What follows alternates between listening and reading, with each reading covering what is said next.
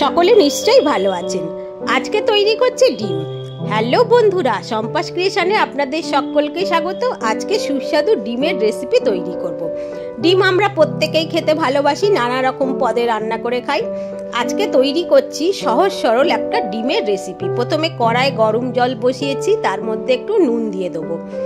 দিয়ে এবার একটা কাঁচা ডিমকে দিয়ে দেবো। জলটা কিন্তু ফুটলে দেবেন।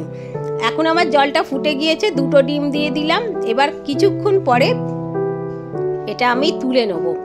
ওপরটা যখন সাদা এরকম একটা ডিমের লেয়ারটা এসে যাবে, তখনই এটা জানবেন হয়ে গিয়েছে।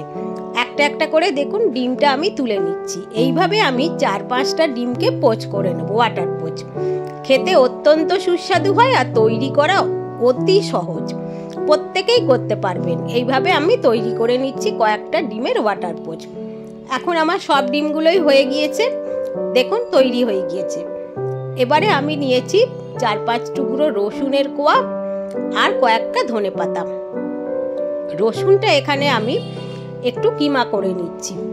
তো এখন রসুনটা আমি এখানে কিমা করা হয়ে গিয়েছে। এবার ওটা রেখে দিয়ে এবার ধনেপাতাটা নেবো। ধনেপাতাটাও খুব ছোট ছোট করে কেটে নেব, যতটা ছোট করতে পারা যায়। এভাবে আমি ধনেপাতাটাকে এখন কেটে নিচ্ছি। বাড়িতে থাকা উপকরণ দিয়েই এই রেসিপিটি তৈরি হয়ে যাবে আর অতি সুস্বাদু খেতে হবে।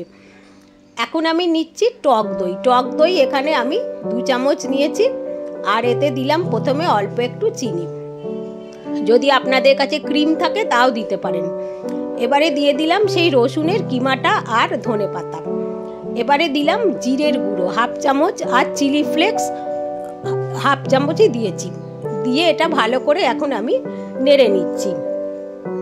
এটা ভালো করে একটু দইয়ের সাথে সমস্ত উপকরণগুলো মিশিয়ে নিতে হবে। ভালো করে একটু মিশিয়ে নিচ্ছি। এটা মেশানো হয়ে গেলে পরে এটা আমি এখন রেখে দেবো, এই দইয়ের মিশ্রণটা। তার মধ্যে আমি একটু দিয়েছিলাম এখানে দেখুন এটা কারি পাতা। কারি পাতাটা দিলে এটা খেতে খুবই সুস্বাদু হয়। টক দইয়ের মধ্যে কারি পাতাটা দিয়ে খেতে খুবই ভালো লাগে। একটা কড়াই বসালাম, তার মধ্যে দিয়েছি মাখন। তো মাখনটা একটু গলে গেলে এতে দিয়ে দেবো আমি গোটা জিরে ছোট চামচের 1 চামচ আর লঙ্কার গুঁড়ো 1/2 চামচ, লাল লঙ্কার গুঁড়ো। এটা একটু নেড়ে নেব। গ্যাসটা বন্ধ করে দিয়েছি। এখন একটা প্লেটের মধ্যে সেই দইটা আমি ঢেলে দিলাম। দিয়ে দইটাকে খুব ভালো করে ডিশের মধ্যে চারদিকে ছড়িয়ে দিতে হবে। এখন আমি ডিশের মধ্যে চারদিকে ছড়িয়ে দিচ্ছি দইটা। এবারে এর মধ্যে এই ডিমগুলোকে দিয়ে দেবো, যে পোচটা তৈরি করেছি।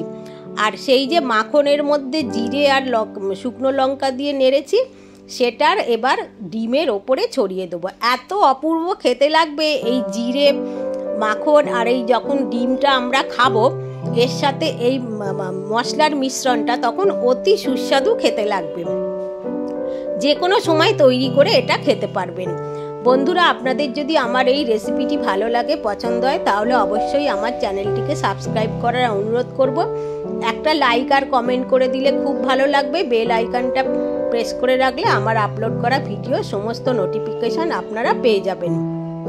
আজকের মতো বিদায়। সকলে ভালো থাকবেন, সুস্থ থাকবেন। আবার দেখা হবে পরের কোনো এপিসোডে। সকলকে অনেক ধন্যবাদ।